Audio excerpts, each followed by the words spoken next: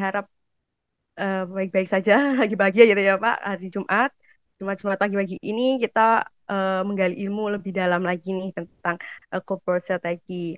Di mana minggu ini untuk series 012 kita membahas tentang creating synergy. Mungkin sudah antusias ya mungkin Bapak Ibu untuk mau menggali ilmu lebih dalam lagi nih tentang corporate strategy. Namun sebelum itu mungkin saya ingin perkenalkan terlebih dahulu. Perkenalkan, saya Cindy Paulina. Di sini saya sebagai moderator yang akan mendu web series kali ini ya, hingga awal hingga akhir. Dan mungkin untuk pembicara di series 012 ini, pasti tetap ada Bapak Muhammad Badawi. Terus pembicara kita kedua ada Bapak Hafizuddin Ali, dan ada Bapak Rizky Andri. Mungkin saya sapa terlebih dahulu ya, oleh Oke, saya sapa dulu. Bagaimana kabarnya Pak Badui, Muhammad Badui? Pagi Cindy. Iya, pagi Sehat Cindy. Bapak. Sehat Alhamdulillah. Bagaimana Pak kabarnya Alhamdulillah. Pak? Alhamdulillah sehat selalu. Suara saya terdengar cukup jelas ya Cindy. Cukup jelas Bapak, cukup jelas. Oke, terima kasih. Ya, baik. Terima kasih Bapak. Oke, mungkin saya sapa terlebih dahulu pembicara kita kedua, Bapak Hafizuddin Ali. Selamat pagi Bapak. Selamat pagi, Ya, selamat pagi Ibu. Bapak. Bagaimana kabarnya Pak? Baik Pak. Kenal. Baik, baik, Ya, baik. baik. Makasih Pak. Mungkin saya lanjut ya Pak untuk apa pembicara ketiga kita ada Mas Rizky Andri. Selamat pagi Mas. Selamat pagi Mbak Cindy. Iya, selamat pagi Mas. Bagaimana kabarnya Mas? Baik-baik saja. Alhamdulillah baik. Alhamdulillah. Semoga Iya, yang cerah hari Jumat yang cerah ini ya Mas. Oke, tidak tunggu lama. Mungkin udah antusias ya ingin mendengarkan materi yang sangat menarik hari ini tentang creating sinergi. Mungkin Bapak Ibu atau rekan-rekan pun teman-teman udah eh, apa ya bertanya-tanya gitu. Apa ini sinergi? Kenapa harus bicara sinergi? Mungkin gitu ya. Karena sinergi ini mungkin sangat penting ya, apalagi ketika ada perusahaan ingin melakukan diversifikasi atau aksi korporasi. Mungkin tidak tunggu lama, mungkin saya bisa langsung serahkan ke pembicara pertama, Bapak Hafizuddin, untuk membahas nih tentang sinergi. Semoga teman-teman dan rekan-rekan dapat apa ya mendengarkan dengan baik dan dapat ilmu yang bermanfaat dari series ini. Mungkin saya serahkan ke Bapak Hafiz. Terima kasih. Baik, terima kasih. Selamat pagi semua. Mungkin saya akan coba sharing sedikit ya, masalah materi sinergi. Mungkin bisa masuk ke slide-nya. Mungkin saya juga sebelum mulai saya juga akan pernah coba perkenalkan saya sedikit. Saya Hafizuddin Ali. Saat ini saya bekerja di Injourney Aviation Service, subholding new subholdingnya Injourney, BUMN, apa holding baru untuk pariwisata pendukung. Kebetulan kita membentuk satu subholding baru di BUMN di mana bergerak di dalam jasa aviation service. Nah, mungkin jangan dipanggil Pak, mungkin masih muda, saya baru mungkin masih di bawah 30, mungkin kita santai aja di sini. Mungkin saya akan sharing sedikit ya mungkin terkait sinergi.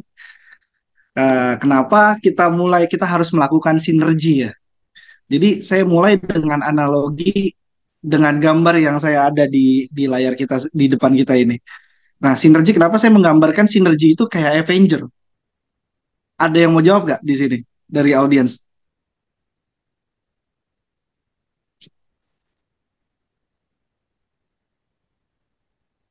Kenapa sinergi ini saya gambarin tuh kayak Avenger?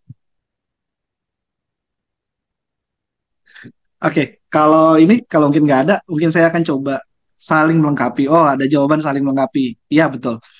Ya, gini, Avenger ini adalah sebuah analogi yang mungkin paling gampang dan mudah dicerna ya. Jadi, Avenger ini adalah sebuah superhero. Masing-masing superhero punya kekuatan masing-masing, punya kemampuan masing-masing, dan punya kemampuan masing-masing dan mungkin juga punya kelemahannya masing-masing tentunya ya.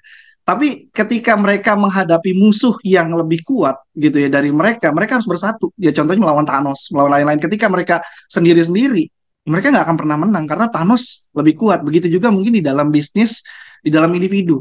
Ketika bisnis, misalkan contohnya, perusahaan asing mau masuk ke Indonesia, mau ngalahin jadi the biggest company mungkin di oil and gas mungkin yang saat ini mungkin di notabene dimonopoli oleh Pertamina. Itu cukup sulit kalau mereka tidak berafiliasi atau bersinergi dengan partner yang ada di sini atau yang memiliki kemampuan atau apa ya capability di Indonesia. Karena yang tahu marketnya, sizing marketnya, bagaimana kondisi politikalnya, geopolitiknya seperti itu adalah partner lokal. Nah, sehingga ya itu di dalam bisnis sinergi itu dibutuhkan. Di era modern ini sinergi itu banyak dilakukan di brand-brand besar atau di produk-produk besar ini dilakukan. Jadi nggak perlu nih. Kadang-kadang kita nih masih kalau misalkan terutama dulu ya di BUMN ini masih berpikir silo, artinya kita bisa kita gunakan sendiri, tapi kita lupa bahwa kalau kita kita tidak berinvestasi tanpa memikirkan capability dari kita sendiri, itu akan resikonya itu cukup besar. Ya baik resiko kerugian, nanti juga resiko cost. Kalau di BUMN ini ada resiko governance juga, itu akan terjadi. Maka sekarang di era sekarang BUMN juga udah mulai bergerak, nggak perlu bisnis kita sendiri. Nah, makanya kita bangun juga, kita ambil model sinergi. Nah, makanya ada sinergi BUMN sebutannya seperti itu ya. Atau kalau misalkan di dunia ini juga banyak, mungkin ada contohnya mungkin Huawei dengan Leica, Sony dengan Zeiss, dan lain-lain contohnya seperti itu. Itu adalah contoh-contoh sinergi. Nah, menurut McKinsey, jadi ada 3 driver yang mendorong perusahaan itu melakukan sinergi. Yang pertama, membuat sebuah value creation. Jadi contohnya, jadi ketika dengan sinergi tersebut kita dapat atau bisa memaksimalkan value creation atau membuat sebuah value baru. Contohnya tadi mungkin saya kasih contoh tadi Huawei ya. Huawei itu mungkin di Indonesia sebelum dikerja sama Malaysia mungkin kesannya apa sih dulu Huawei? Handphone Cina, dulu Asia ya dulu Huawei. Mungkin handphone Cina ya gitu, handphone Cina ya kualitasnya mungkin karena dulu Asia itu adalah kelas low end, nggak ada yang mau, mungkin di level-level mid end yang pendapatan mid end nggak akan mau tuh pakai Huawei zaman dulu gitu ya, walaupun dijual mungkin dengan harga murah dibanding mungkin kerja sama smartphone atau itu nggak ada yang mau. Tapi itu terjadi perubahan mindset ketika dia bekerja sama dengan Leica. Dia mau masuk segmen high end, kalau dia mau pasarin pakai mau ke 100 megapiksel pakai brandnya sendiri, itu nggak akan mungkin. Akhirnya dia apa? Ngambil satu license dari Leica. Yang orang-orang tahu Leica itu adalah kamera yang super mahal, mewah, tone-nya bagus, punya quality yang bagus. Nah, sehingga apa? Dia buat baru Leica Huawei versus kerjasama sama Leica. Jadi Huawei punya image baru atau value creation baru di mana handphone Huawei ini punya kamera yang bagus. Bahkan di 5 tahun terakhir mungkin sebelum sekarang pindah ya kerjasama di Xiaomi, itu bahkan di Eropa dia peringkat kedua ya setelah Samsung. Dia berhasil mengalahkan itu. Mungkin dulu nggak ada yang tahu siapa itu Huawei. Mungkin untuk handphone ya, untuk segmen handphone nggak ada yang tahu. Tapi itu semua berubah. Itu adalah bentuk dari creating value creation. Artinya kita punya value yang baru. Nah, contohnya lagi adalah yang kedua adalah grow business size. Ya tadi dengan adanya orang percaya gitu ya bahwa kualitas kita bagus dengan kerjasama, padahal mungkin sama aja jeroannya mungkin sama, pakai lensanya mungkin lensanya Huawei gitu ya, nggak pakai lensanya Leica gitu, tapi ditempel Leica, oke, dengan di co-engineering mungkin tone-nya dimirip-miripin sama Leica. Nah, terus mungkin image-nya bagaimana mereka belajar image processing dan lain-lain. Nah, sehingga orang percaya, oh kameranya bagus nih. Pertama-tama itu dulu yang ada di mindset. Waktu dulu pertama kali keluar, Huawei kan banyak komplain, nggak sebagus yang digembar-gemborkan, tapi terakhir kalau misalnya kita bisa cek di DxOMark, kamera Huawei ini selalu yang teratas sekarang. Bahkan lebih bagus daripada iPhone dan Samsung. Selalu itu, bahkan lebih bagus dari Google Pixel. Itu menurut DxOMark ya, itu sebuah organisasi yang memang khusus untuk ini lensa kamera, memang itu bisa dicek di DxOMark. Itu selalu paling atas mereka. Nah, sehingga pangsa pasarnya tadi mereka bisa merebut pangsa pasar gitu. Mereka tahu needs-nya orang ini di flagship itu ternyata butuh apa? Butuh kamera. Karena buat apa? Ya buat mungkin ya mengabadikan momen. Ya karena sekarang era digital, kamera itu dibutuhkan. Nah, itu mereka tahu di situ. Gitu Leica, langsung. Ya gitu orang berbondong. Jadi bisnis size-nya jadi grow. Sehingga juga tadi nggak cuma di bisnis handphone, Huawei ketika brandnya udah bagus, mereka bisa jualan laptop, mulai masuk Indonesia laptop karena brandnya udah orang udah nggak alergi sama brand mereka, nggak brand Cina, nggak brand apa, mereka bisa membranding itu. Nah, yang terakhir adalah minimize risk potensi. Jadi ya ketika kita bersinergi gitu ya, kita bisa meminimalisasi potensi risk. Risiko apa? Risiko kerugian. Jadi kalau misalkan amit-amit gitu ya, rugi gitu ya dengan kita bersinergi, ya ruginya dibagi dua. Atau misalkan minimize risk potensi membengkaknya cost gitu ya. Membengkaknya cost, jadi double cost atau apa, itu bisa dibagi dua. Karena apa? Dengan ada sinergi kita bisa menghemat resources atau sumber daya, terutama sumber daya manusia atau apa. Jadi nggak perlu yang tadinya mungkin butuh 100 orang karena plottingnya sendiri-sendiri, karena kebutuhannya mereka mungkin di satu bisnis mungkin butuh sekitar 50 orang. Tapi begitu nanti digabungin jadi satu ekosistem mereka cuma butuh 70 orang untuk manage. Contohnya apa? Misalkan tadinya kontak center misalkan di hotel gitu ya. Misalkan hotel A dengan B gitu ya, kontak center hotel atau misalkan di provider punya satu kontak center masing-masing gitu ya. Kayak dulu Axis sama XL punya kontak center masing-masing. Tapi begitu mereka jadi satu ekosistem, kontak centernya nggak mungkin pisah-pisah dong. Untuk ya jadi satu kontak center yang tadinya mungkin kebutuhannya jadi dari 100 kontak center orang di kontak center jadi mungkin cuma 70. Karena nanti mungkin 35 bisa handling, 35 mungkin 30 bisa handling Axis, mungkin bisa handling satu bisa 30 handling XL. Nah, yang 10 ini bisa handling kedua-duanya. Akhirnya ada resources yang bisa di-sharing karena optimalisasi tadi.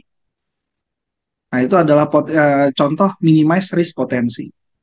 Mungkin next saya akan menjelaskan lagi. Jadi ada tiga triangle dari synergy type. Jadi sinergi ini bisa dilakukan pada umumnya adalah triangle nih. Jadi sinergi ini bisa dilakukan apa? Pertama ada operational synergy. Contohnya apa? Di internal kita, gitu ya. Misalnya di internal perusahaan kita bisa mensinergikan layanan operasional menjadi suatu layanan end to end. Jadi kalau dulu mungkin saya bercerita di perusahaan saya sekarang ya. Saya waktu dulu sebelum itu saya bekerja di Angkasa Pura Logistik, di bawahnya AP1 gitu ya. Dulu AP1 akan pasti kalau ketika kita ke Cengkareng itu ada anak perusahaan Angkasa Pura Kargo gitu ya, punya kargo sendiri, itu anak perusahaannya AP2. Nggak bisa masuk, kita saling bersaing. Nah, ketika kita jadi ekosistem sekarang Injurnia Aviation Service, kita punya layanan dari Sabang sampai Merauke ini sekarang. Kita operasionalkan, sekarang nggak perlu lagi bersaing gitu. Dengan operasional bersaing, jadi ketika nanti ngirim barang dari CGK atau dari Cengkareng ke Denpasar, itu bisa direct melalui satu pintu, bisa melalui APK, nanti langsung dibongkar di Apelok gitu ya, Angkasa Pura Logistik, atau juga sebaliknya. Mau ngirim barang ke Aceh dulu, mungkin di Jakarta ke Aceh, di Acehnya siapa nih partner kita harus cari. Kalau sekarang enggak, di Jakarta mau kirim ke Aceh, mungkin dari Surabaya ke Aceh, kan beda wilayah. Misalkan dari Surabaya ke Aceh, dulu mungkin harus cari partner di sana, mungkin siapa ya di sana ya? Mungkin punya BGR atau punya apa Pos Indonesia di Aceh. Sekarang nggak perlu, kita udah tahu. Oh, dalam satu sinergi selama masih port to port kita bisa pakai. Oh ya udah, sama aja Apelok, nanti tinggal Apelok bersinergi operasional dengan APK karena itu udah di dalam satu ekosistem.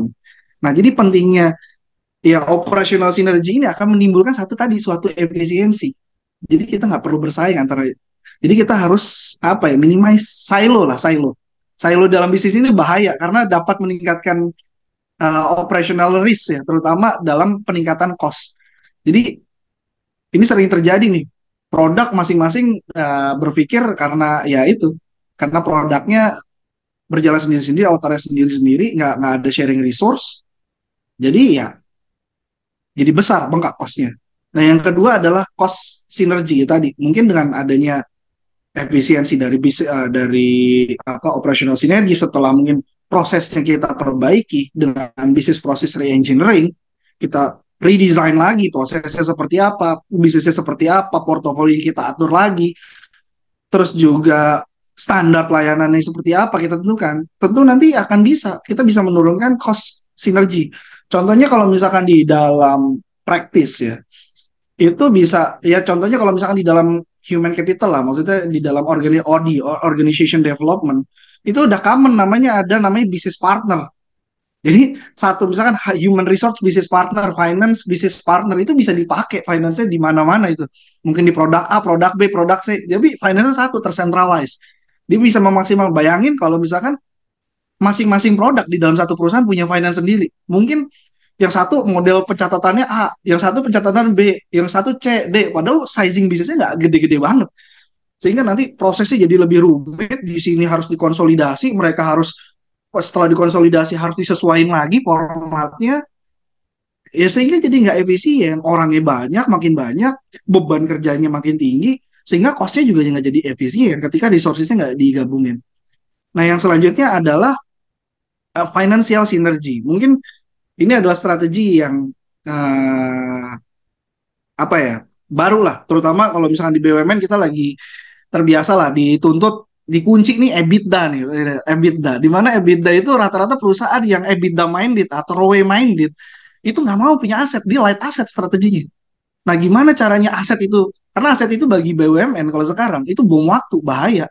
Karena punya nilai depresiasi yang tinggi itu kesalahan-kesalahan pemerintah. Udah di BUMN itu setengah mati kalau udah kita akuisisi aset, kalau itu bukan ya maksudnya hanya untuk operasional aja. Mereka nggak pikir impact-nya terhadap depresiasi. Itu mengurangi banget EBITDA. Depresiasinya seperti apa. Terus juga kita BUMN mau ngapusin aset setengah mati harus dilelang. Mungkin kalau di swasta bisa aja langsung dilelang ke karyawan itu. BUMN bisa kena KPK langsung.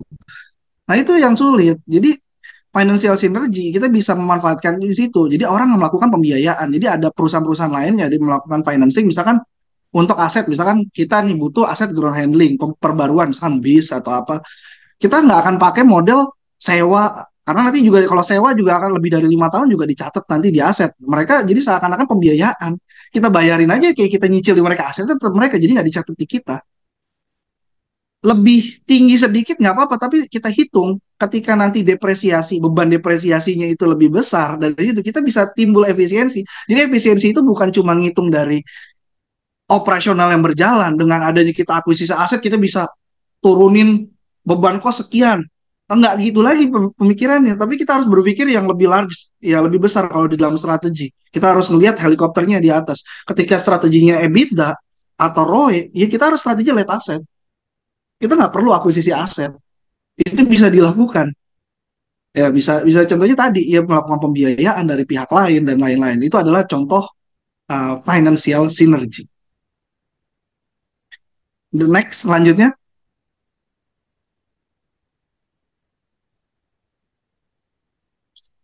Nah, selanjutnya saya juga akan menjelaskan terkait sinergi modal. Nah, ternyata di common industry nggak cuma sinergi itu nggak terjadi di business to business, tapi ada beberapa model nih. Ternyata ada person to person, sinergi model, business to business, person to business. Nah, contohnya apa sih person to person? Ya, contohnya misalkan ya tadi dalam pengembangan suatu produk gitu-gitu kita nggak punya kemampuan dalam, misalkan saya sendiri saya mungkin kuat di strategi. Mungkin kalau marketing juga bisa financial kalau strategik bisa lah, hampir semuanya. Tapi saya nggak punya kemampuan untuk develop, misalkan aplikasi gitu ya. Kita butuh front end development, ya front end developer atau misalkan back end developer untuk menghasilkan itu. Kita bisa nih metain pasarnya, roadmap-nya seperti ini, tapi kita nggak bisa buat produknya. Nah, kita butuh orang. Atau ya mungkin kita punya misalkan jasa consulting gitu ya, jasa consulting orangnya kita udah penuh ya, cari aja freelance consultant untuk di situ. Jadi person to person aja. Ya untuk jadi bantuin kita untuk misalkan nanti loadnya lagi penuh di konsultan. Kita butuh cuma yang mungkin cuma ngerapiin administrasi, mungkin dari Mbak Cindy atau tadi Mas siapa ya. Itu coba ke mahasiswa lah, coba untuk ini sebagai mereka ngambil ilmunya. Ya di konsultan juga dapat bayaran yang murah ya kan gitu. Itu adalah contoh person to person. Jadi deal to person seperti itu, ngebantu lah sifatnya. Nah, yang kedua adalah sinergi business to business. Nah, ini yang aman banget di industri ya, mungkin ya tadi yang contohnya mungkin dari perusahaan ya tadi dengan Huawei, Leica, mungkin juga nanti ada kalau di BUMN udah banyak lah sinergi BUMN, sinergi nanti di tol jadi satu kesatuan, terus juga nanti di logistik juga jadi satu kesatuan, Sekarang karena kan udah dibentuk clustering-clustering di BUMN. Jadi itu dalam satu ekosistem kita dibuat dipaksa dalam satu ekosistem sehingga kita bisa lebih efisien. Nah itu maka peran-peran tadi bisnis to bisnis ini sangat penting untuk tadi create value, ya grow the business. Itu sangat-sangat terasa. Ya tentu tadi kayak misalnya berpartner dengan partner internasional, kita main di partner internasional, kita bikin cabang di sana kita nggak punya partner, mati lah kita, udah pasti.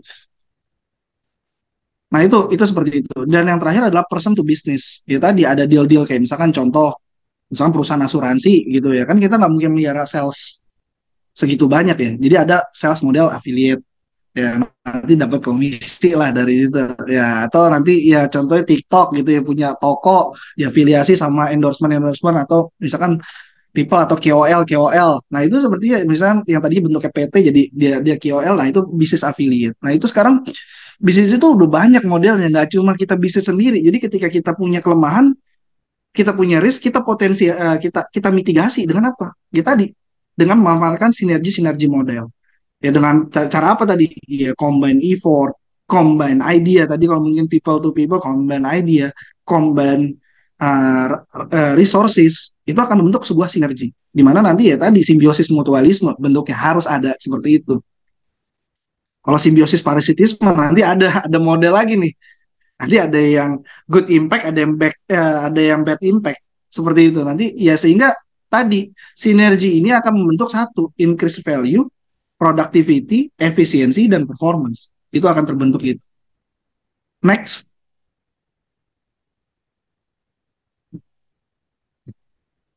Nah, ini yang tadi saya bilang. Ada dua jenis sinergi. Jadi ada sinergi yang model simbiosis mutualisme, artinya sama-sama menguntungkan. Jadi tadi 1+1 sama dengan 2. Contohnya tadi Huawei, Nokia dengan Nokia dengan Zeiss. Terus kalau misalkan brand-brand fashion, kayak misalkan Adidas dengan Kanye West, ya yang keluar jadi Yeezy gitu-gitu, produk-produk yang seperti itu jadi 2 karena meningkatkan size bisnis, terus juga value-nya juga jadi berubah. Yang tadi mungkin Adidas brand 2 jutaan, 3 jutaan, begitu dengan Kanye West jadi harganya bisa sampai 12 juta, 18 juta, sepatu langka seperti itu. Itu kayak Air Jordan. Nah, kan itu adalah bentuk-bentuk sinergi positif, sinergi yang impact-nya baik. Nah, ada nggak sih yang bersinergi tapi jadi negatif impact? Ada. Itu juga common di industri. Contohnya saya mungkin ada satu case besar yang mungkin hampir semua orang tahu itu contohnya ini apa Windows Phone. Kalau zaman dulu pernah dengar nggak Windows Phone? Dan jadi kerjasama Nokia dengan Windows dulu. Windows itu pengen buat OS untuk ya untuk mobile. Tadi dia mau bersaing dengan iOS dengan Android ya gitu ya.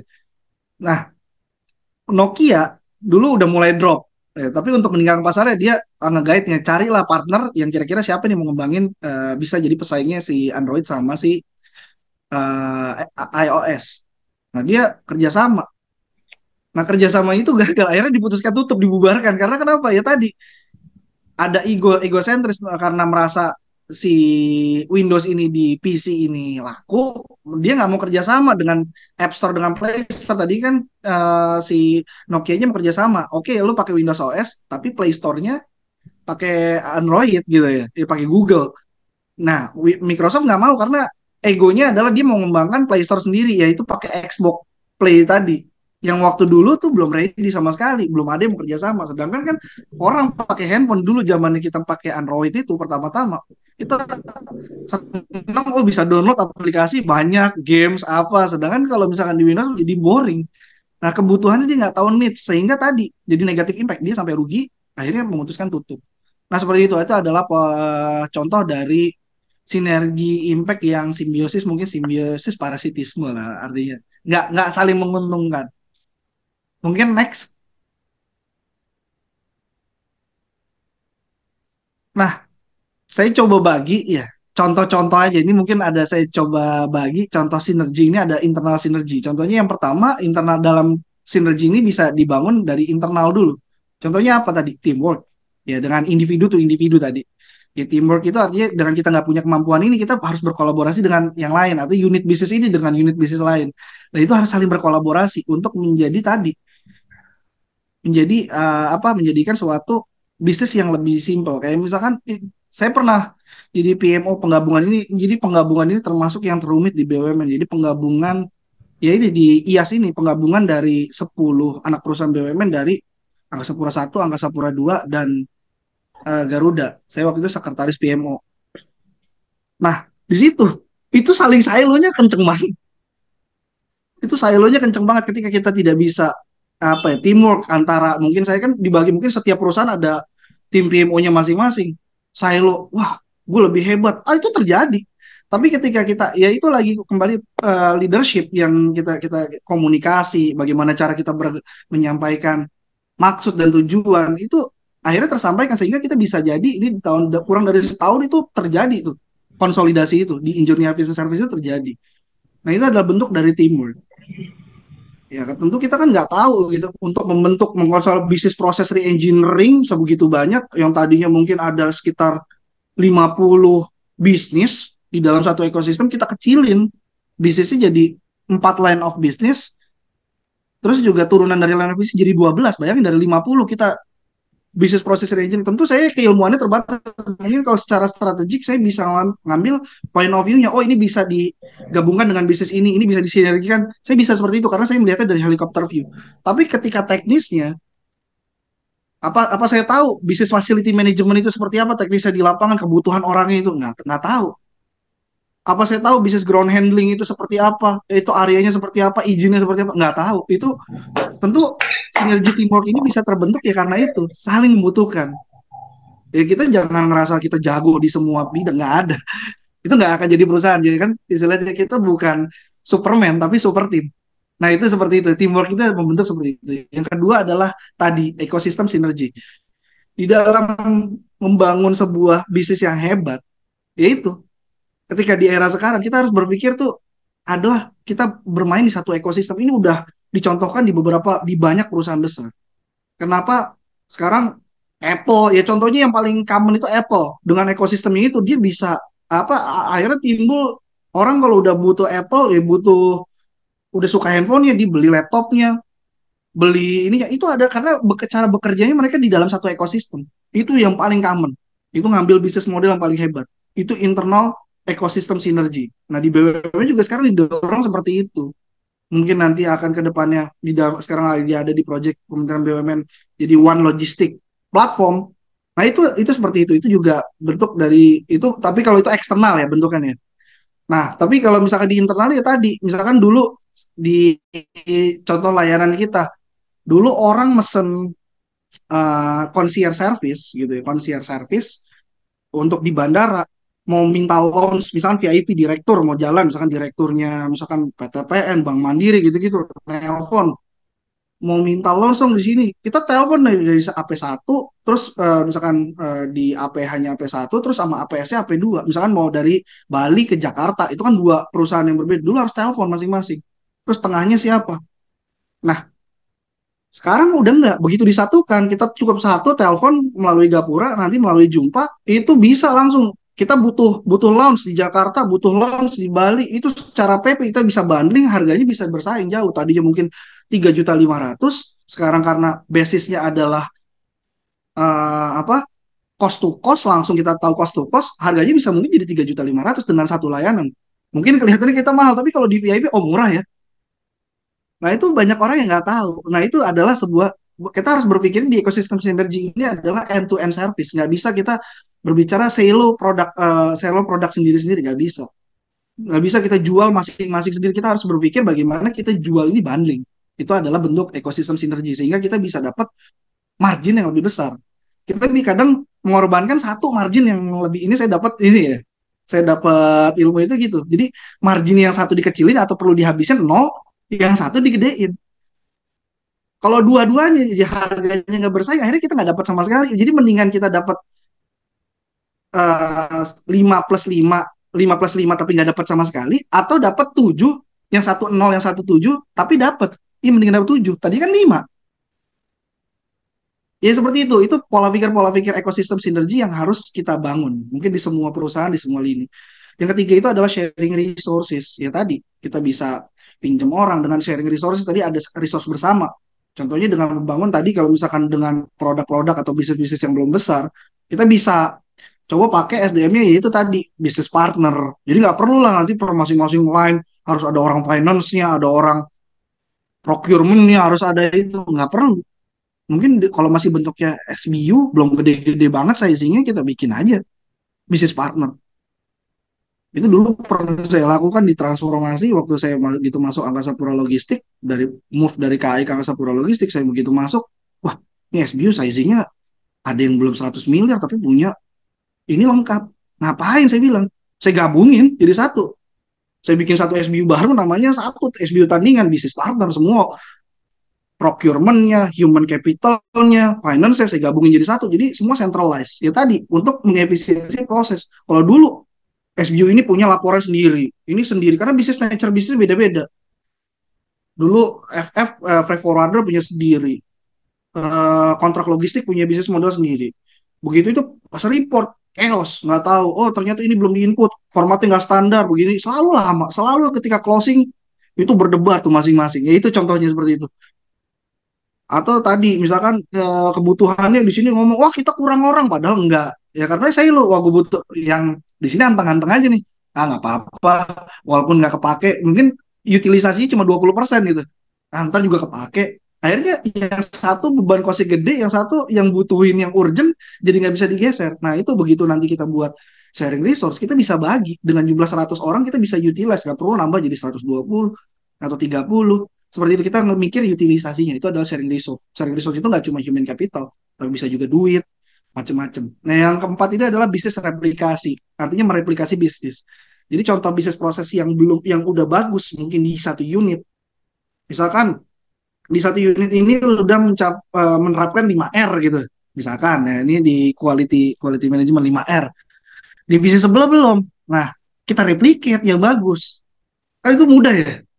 Api, pesik, gitu-gitu mudah. 5R, prinsip-prinsip 5R. Nah, sehingga apa? Standarnya sama, kita replikasi. Atau kalau di dalam bisnis, contohnya, sekarang di IAS, mungkin ada di keunggulan di anak perusahaan AP2, misalkan contoh di AP1, itu ada bisnis namanya RBS, ya, Retail Baggage Solution. Jadi kalau kita ke bandara, over baggage, kalau misalkan kita paksa naikin ke, apa, eh, ke pesawat, itu akan kena casnya lebih. Nah, kena casnya lebih. Nah, begitu kita in over baggage, kita bisa sebenarnya bisa lebih murah 100-200 ribu sehingga orang nggak viral-viral. Wah, ini kita dicas mahal padahal udah jelas kapasitas bagasinya dinaikin di situ cuma 20 kilo, tapi naikinnya 35 kilo. Akhirnya dicas over baggage di mahal. Sebenarnya bisa dikirim, tinggal tunggu di sana, mungkin besok udah sampai sama aja. Ya. Nah, itu seperti itu. Itu adalah bisnis nah di replikasi yang tadinya di bisnis AP1 belum ada, di AP2 belum ada, di terminal-terminal jasa AP2 belum ada, kita replikasi ketika udah jadi satu ekosistem sinergi. Kita replikasi bisnis yang udah ada. Nah, seperti itu sehingga bisnis size-nya juga jadi tinggi, ya ada potensi. Tadinya kan orang nggak tahu. Gitu ya. Mau dari Padang, mau oleh-oleh kirim. Ya, dulu nggak bisa gitu ya. Sekarang bisa, ya titipin aja. Kita di jalan cuma bawa koper, ya pulang enak aja kan oleh-olehnya besok sampai. Nah itu bisa sebenarnya. Jadi nggak ada over baggage. Nah itu seperti itu namanya business replication. Nah selanjutnya ada namanya external synergy. Saya kasih contoh 4 aja, mungkin akan banyak lagi ya. Cuma saya kasih contoh yang umumnya besar. Yang selanjutnya adalah external synergy. Next.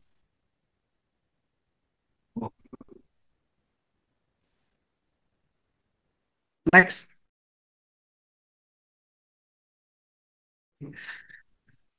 Nah, yang selanjutnya adalah joint, misalkan contohnya external synergy atau joint operation atau KSO. Ya, artinya kita buat ya apa konsorsium bersama lah dalam operasi sehingga jadi lebih agile, lebih mudah. Misalkan di operasi di tol gitu-gitu kan pernah ada tuh ngeliat KSO gitu ya, Waskita Torut dengan siapa gitu-gitu atau dengan Jasa Marga. Iya, karena asetnya mungkin punya Waskita Torut, tapi sistem gateway-nya ininya punya Jasa Marga. Itu adalah misalnya joint operation, masalah nanti pembagian revenue dan lain-lainnya itu nanti akan ya bisa lah, maksudnya itu adalah joint operation. Ada lagi nanti modelnya adalah joint venture, artinya di mana perusahaan itu punya apa ya competitive advantage sendiri, yang satu punya market, yang satu punya modal, atau dua-duanya punya modal tapi mungkin yang satu unggul di domestik, yang satu unggul di internasional, mereka nggak punya sendiri, akhirnya ya udah mereka join putusin, oh ya udah kita buat perusahaan baru, wadahnya ya kita GV aja, kita buat GV. Jadi dikelola dengan manajemen independen sehingga nanti jelas oh pelaporannya nggak meninduk di salah satu. Jadi fair. Jadi semua punya punya porsi itu bisa. Itu adalah model contoh external synergy. Yang selanjutnya adalah business affiliation. Nah, yang tadi mungkin ada pertanyaan gimana nih apa dengan brand ambassador di sosmed. Nah, ini contohnya business affiliation. Ini udah terjadi juga common di apa asuransi gitu-gitu afiliasi kan nggak selamanya tuh sales asuransi itu langsung bekerjanya di sebagai pegawai di apa di perusahaan asuransi itu juga enggak ya sama juga begitu di sosmed ya kayak misalnya TikTok afiliasi kita misalkan punya pangsa follower gitu ya menarik lah setiap yang kita pakai itu menarik buat orang nah itu sekarang dibuka peluang jadi biar orang apa bisa beli produknya misalkan di TikTok atau apa dia melakukan afiliasi dengan nanti kalau misalnya laku segini lu dapat sekian nah itu bisnis afiliasi contohnya dan itu banyak banget terjadi yang selanjutnya adalah partnership ya partnership ini mungkin nggak modal tapi mungkin ya kita kerjasama jadi untuk dapetin pangsa pasar tertentu gitu ya kita berpartner aja oke misalkan kayak dulu misalkan Apelok dengan APK dulu ya partner ya, karena kita saling bersaing ya. Contohnya, jadi oke kalau misalnya janjian gue kirim ke CGK, misalnya dari Bali ke CGK, ya pokoknya gue atas nama gue ya, pokoknya anggap aja gudang lo gudang gue, nah itu berpartner, nah gitu. Nah itu buat partner. Nah, nah itu seperti itu. Adalah contoh-contoh nanti di BUMN juga One Roof Logistik juga itu sistemnya partnership. Jadi nggak ada kita joint venture di situ, nanti pakai platformnya yang diciptakan Kementerian BUMN, itu nanti layanan end to end udah terbentuk. Mungkin nanti last mile diambil sama pos gitu ya. Terus nanti middle mile-nya kalau layanan satu hari dikirim sama satu hari kan pasti dikirimnya pakai melalui pesawat, nggak mungkin melalui lain. Itu melalui kita engineer vision service. Nah, terus misalkan di sananya di ujungnya punya di gudang misalkan di Makassar punya BGR. Nah itu pakai one platform kita nggak peduli siapa di belakangnya yang jelas platformnya itu nggak peduli vendornya siapa partnershipnya siapa nggak peduli yang penting barang kita sampai itu adalah partnership minded seperti itu. Seperti itu. Mungkin sedikit saja mungkin saya yang bisa sampaikan itu adalah contoh-contoh dari external synergy. Mungkin saya kembalikan ke tim KMMB. Terima kasih. Ya, ya, terima kasih Mas Hafiz. Ya tadi udah dijelaskan ya sangat menarik dari Mas Hafiz dari bagaimana analogi dari creating synergy itu, terus kita melihat dari the angel ya, baik dari operasional sinergi, cost atau finansial sinergi gitu ya, dan kita ambil satu kalimat kita kalau sinergi harus simbiosis mutualisme gitu, jangan sampai pas apa simbiosis parasitisme gitu, karena jangan sampai ada apa ya sinergi ini harus kalau bisa menciptakan satu value yang saling menguntungkan gitu nggak bisa egois satu sama lain kalau bisa kita sinergi baik dari resource ataupun lain sebagainya sangat menarik ya mungkin hari ini mungkin sebelum kita lanjut ke pembicara selanjutnya mungkin jeda sebentar kita untuk melihat di mana mungkin bisa ditampilkan tim admin ya ya baik jadi saya infokan kembali ke Bapak Ibu atau rekan-rekan yang telah hadir di web series kali ini. Jadi ini adalah web series salah satu web series yang diagendakan oleh KMMB di mana setiap hari Jumat ya setiap hari Jumat pagi-pagi seperti ini kita menggali apa ya ilmu baru yang selalu diadakan oleh KMMB. Mungkin jadi jangan apa jangan lupa gitu untuk gabung di web series selanjutnya yang telah diadakan oleh KMMB di mana minggu depan itu ada web series 013 yang kita mungkin akan membahas tentang understanding deeply about corporate advantage gitu ya. Mungkin minggu depan akan bertemu dengan Pak Badawi dan begitu dengan saya. Jadi jangan lupa Bapak Ibu bisa join kembali di hari Jumat minggu depan kita menggali ilmu yang lebih dalam lagi ya mengenai corporate strategi gitu. Dan jangan lupa juga Bapak Ibu atau rekan-rekan semua kalau ingin mencari informasi lebih lanjut tentang KMMB ataupun konten-konten KMMB atau web series ini mungkin mau cari kemana nih mau tadi ketinggalan gitu ya mungkin materinya bisa kunjungi akun sosial media kita baik di YouTube ataupun Instagram dan website kita seperti itu mungkin bisa di next selanjutnya ya untuk pembicara kita kedua mungkin kita sapa dulu selamat pagi Pak Badowi. Selamat pagi Cindy. Ya. Selamat pagi Bapak Baik, kita mungkin lanjutkan aja ya Pak. Tadi udah dapat insight banyak nih dari Pak Mas Hafiz gitu. Mungkin nanti ada insight tambahan lagi nih dari Pak Badawi. Saya serahkan ke Pak Badawi mungkin untuk next materinya. Oke, terima kasih Cindy. Saya sapa dulu Bapak Ibu. Selamat pagi semua, sehat selalu ya Bapak Ibu. Terima kasih Pak Hafiz, tadi sudah disampaikan terkait dengan pengalamannya juga ya dalam mengelola bisnis yang secara praktek memang perlu dilakukan sinergi gitu supaya kita tidak ada cost yang terlalu banyak. Nah, memang saya setuju ya, sepakat bahwa beberapa bisnis mereka kadangkala butuh operasional yang lebih banyak gitu ya, operating company lebih banyak. Tapi untuk kelengkapan struktur ya tidak perlu lengkap dulu gitu. Beberapa fungsi itu bisa kita lakukan penyerapan, artinya pada sisi SDM bisa kita serap dulu gitu ya. Jadi nggak perlu entitas baru punya divisi SDM sendiri, itu nanti malah costly ya. Dan bahkan beberapa holding company yang saya perhatikan saat ini dilakukan penyerapan di induk perusahaan Bapak Ibu. Jadi misalnya SDM gitu ya, ada himbauan dari parent company, dari induk company bahwa anak-anak usaha atau cucu-cucu usaha ini tidak diperbolehkan melakukan yang namanya rekrutmen misalnya, sehingga rekrutmen semuanya dilakukan oleh holding, oleh parent company. Nah, sehingga apa? Secara bisnis ini ada penyerapan, ya ada penyerapan pada fungsi-fungsi bisnis. Nah, di saat yang sama kita juga bisa memberikan satu manfaat yang saling menguntungkan. Misalnya kita punya produk gitu ya, kita punya produk. Nah, supaya produk kita ini bisa deliver ke market di seluruh Indonesia, maka kita perlu logistik. Nah, kalau kita investasi tracking, kita investasi pada logistik prosesnya, nah itu costly sekali Bapak Ibu. Padahal keunggulan kompetitif perusahaan kita ini pada produk. Maka oleh karena itu kita bisa saja sinergi dengan perusahaan logistik. Jadi kita tidak perlu mengeluarkan uang atau kita investasi terlalu besar yang belum tentu juga secara visibility tadi memungkinkan ya, Cindy ya. Nah, oleh karena kita bisa sinergi ya. Jadi kita punya produk, anggaplah kita jualan meja gitu ya, jualan meja, kemudian kita mau kirim ke seluruh Indonesia, ya udah kita sinergi dengan perusahaan logistik. Nah, sehingga sinergi itu adalah sebuah manfaat ya atau bonus yang bisa kita peroleh jika kita bisa bekerja sama secara harmonis. Nah, jadi sinergi itu adalah bekerja sama. Ini berbeda sama merger ya. Kalau merger itu adalah pengawinan antara dua entitas jadi satu gitu. Nah, tapi kalau sinergi tidak selalu Bapak Ibu, tidak selalu kita harus menjadi bagian dari itu gitu. Tapi kita bisa bersinergi. Kita bisa sharing resource. Kita bisa sharing capital ya. Itu bisa aja kita lakukan. Oke, mungkin berikutnya, slide berikutnya.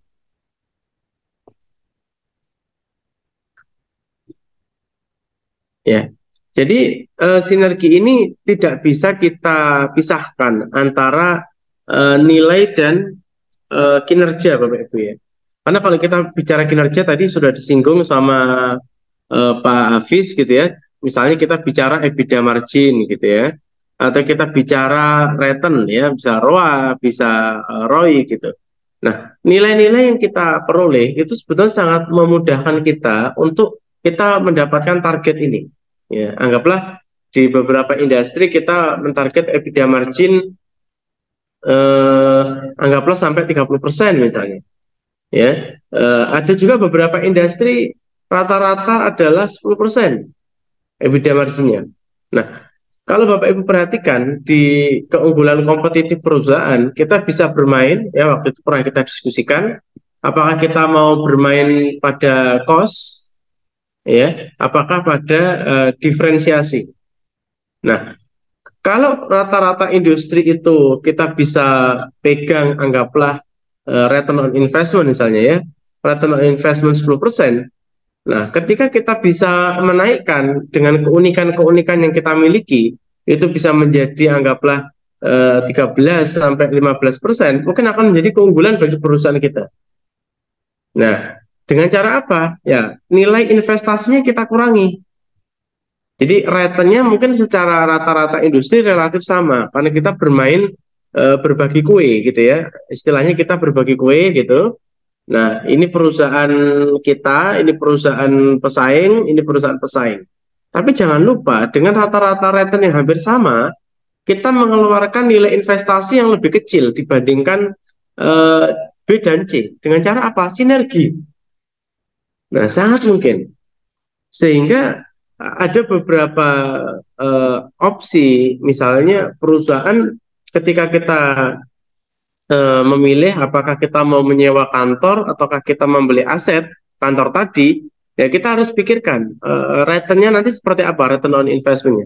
Tadi disinggung juga sama Pak Hafiz bahwa kalau kita beli aset, jangan lupa setelah kita beli aset kita akan memiliki depresiasi, kan demikian.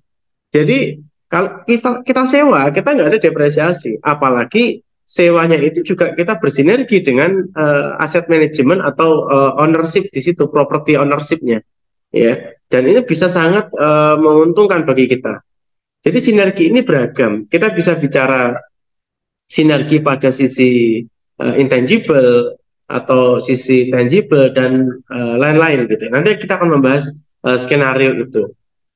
Nah, kita perhatikan misalnya kita bicara hulu hilir ya Bapak Ibu ya. Kita bicara hulu hilir.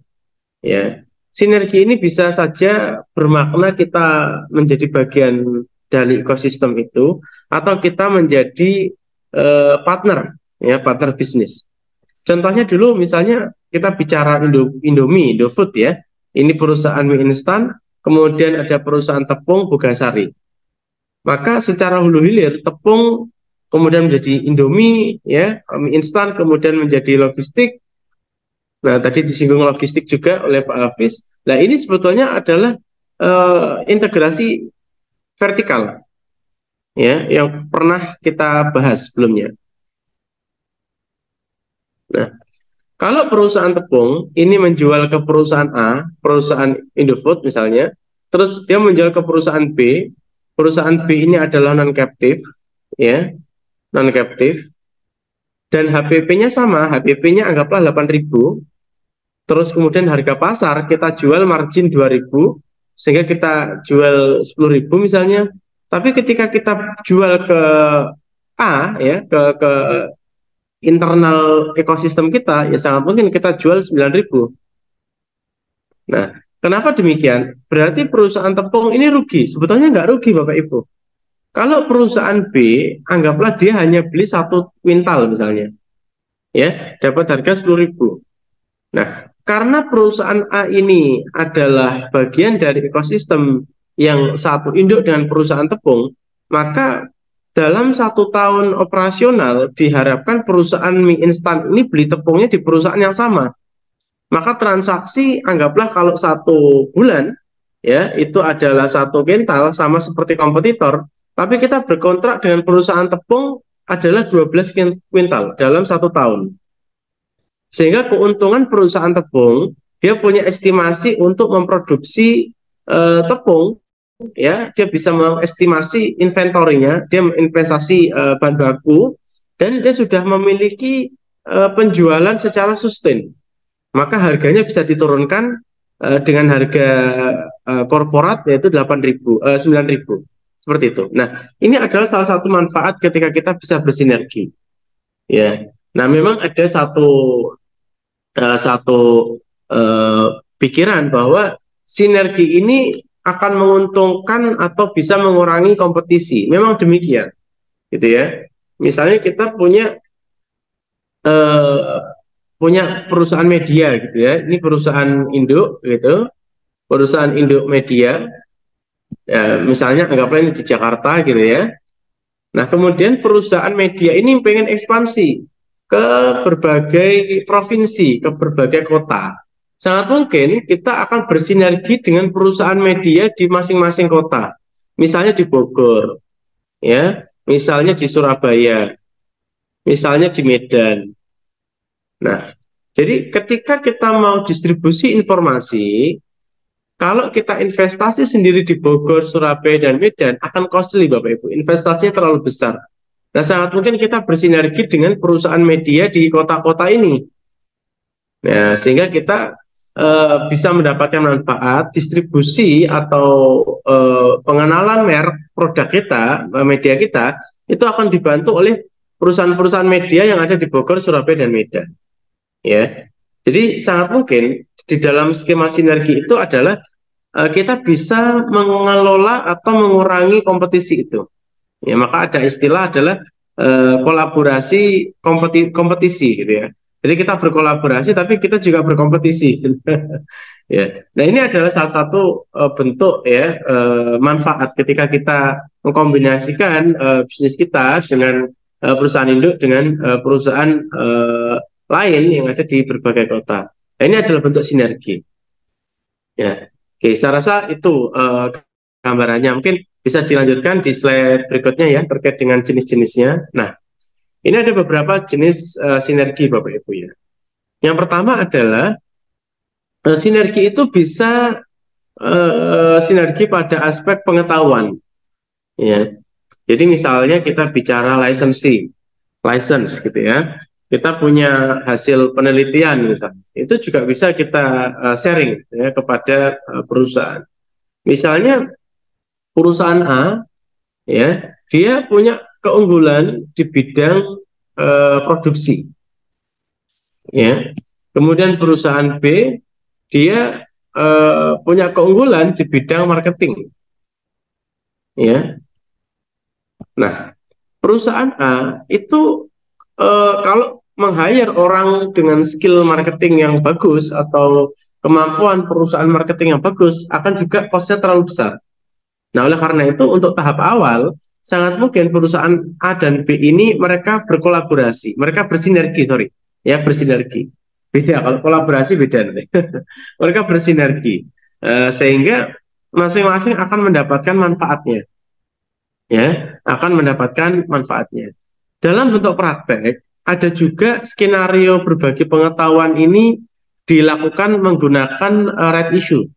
Nah, jadi perusahaan A dia pengen menjual produknya di Asia Tenggara misalnya ya, dia pengen ekspansi di Asia Tenggara.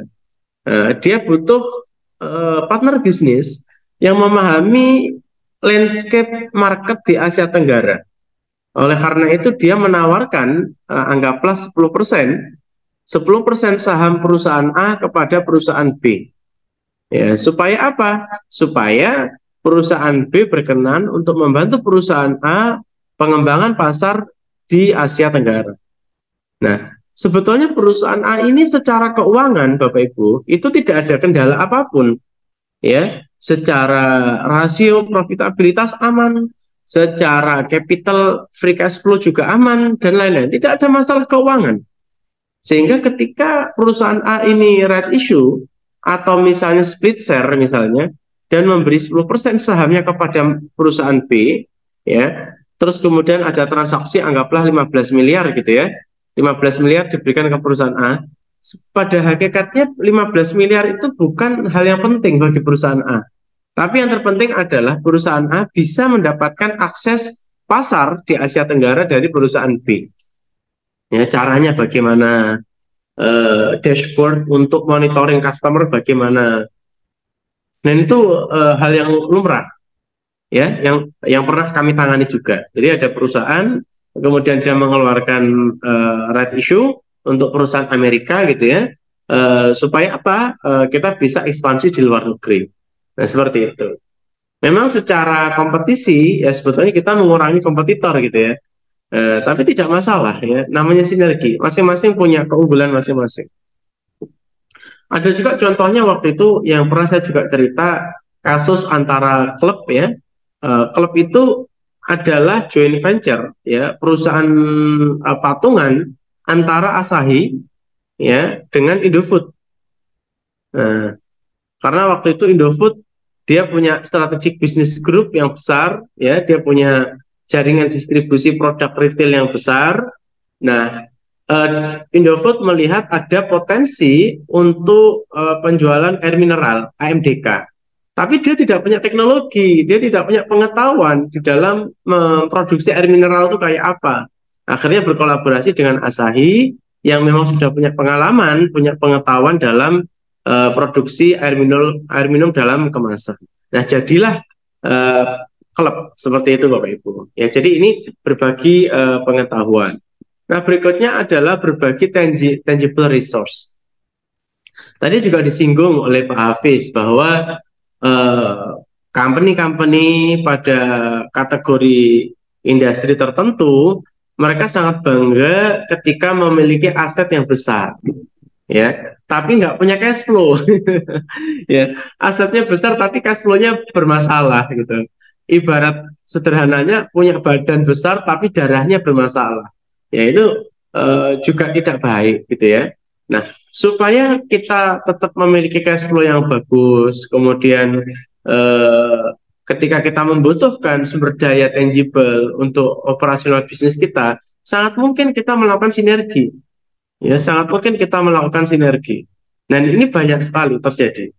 Ya, jadi misalnya saya perhatikan itu di berbagai kota, di depan Indomart atau di depan Alfamart gitu ya, ada beberapa kontainer ya, beberapa orang jualan makanan, orang jualan minuman itu pakai mini kontainer semacam itu. Nah, ini juga bisa dikatakan sederhananya adalah share tangible resource ya. Di perusahaan convenience store itu punya lahan parkir gitu ya. Nah, perusahaan makanan ya itu juga butuh tempat sehingga mereka bersinergi.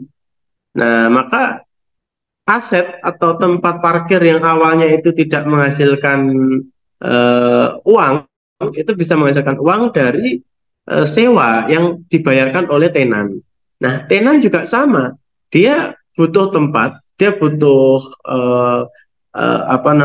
area untuk menjual makanannya.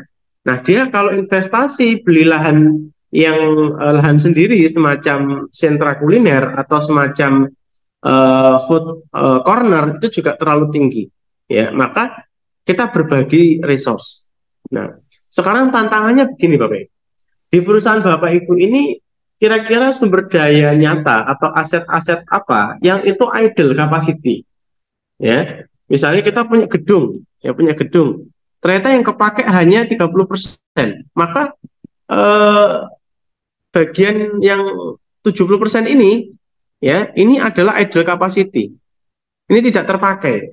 Maka kita bisa aja menawarkan ke perusahaan lain, misalnya perusahaan A, perusahaan B ya, untuk menggunakan fasilitas yang 70% ini. Ya, sekarang ada eranya namanya co-working space. Kemudian ada juga co-working ya, kemudian share office juga bisa. Nah, daripada perusahaan A ini membeli aset ya, atau mungkin juga dia beli rumah untuk tempat workshop misalnya, itu terlalu costly. Nah, bisa jadi dia bekerja sama dengan perusahaan C gitu ya, yang punya aset properti, aset ownership ini untuk dibagi. Nah, jadi setelah webinar ini silakan nanti Bapak Ibu dicek ulang ya, aset-aset atau sumber daya apa yang idle itu silakan dilakukan penawaran sinergi dengan perusahaan lain, dan itu akan menjadi salah satu manfaat yang luar biasa Bapak Ibu. Nah, berikutnya adalah negotiating power Bapak Ibu ya. Di negotiating power ini kita bisa mendapatkan manfaat dari negosiasi yang kita lakukan. Misalnya kita memiliki masalah gitu ya, memiliki masalah yang mana masalah itu adalah menjadi peluang bagi perusahaan lain, ya, menjadi perusahaan lain. Nah, sehingga kita bisa bernegosiasi bahwa masalah kita ini bisa selesai jika kita akan dibantu oleh orang lain itu. Ya, maka nilai negosiasi itu juga bisa kita kapitalisasi ya, kita kapitalisasi menjadi sebuah nilai tambah, ya, nilai tambah yang kita sebut sebagai mengumpulkan kekuatan negosiasi. Ya, sederhananya adalah kita juga bisa bermain dalam konteks asosiasi, Bapak Ibu. Nah, di asosiasi itu kita bisa mendapatkan manfaat dengan negosiasi bersama-sama. Misalnya ada Asosiasi Properti Indonesia gitu ya. Waktu itu saya ingat ya, waktu COVID itu semuanya berhenti gitu ya. Semua bisnis berhenti. Kemudian ada satu sektor namanya properti, sektor apa? Beberapa pekerja yang bangun tower itu ya, kuli-kuli perusahaan-perusahaan bangunan itu. Nah, kalau tukang-tukang bangunan ini berhenti, padahal ini waktunya kita istilahnya apa ya, kita lagi ngecor gitu ya, kita bikin lantai, kita cor gitu pakai semen. Nah, ini kalau berhenti, maka eh, kualitas dari bangunan yang mereka hasilkan akan tidak bagus.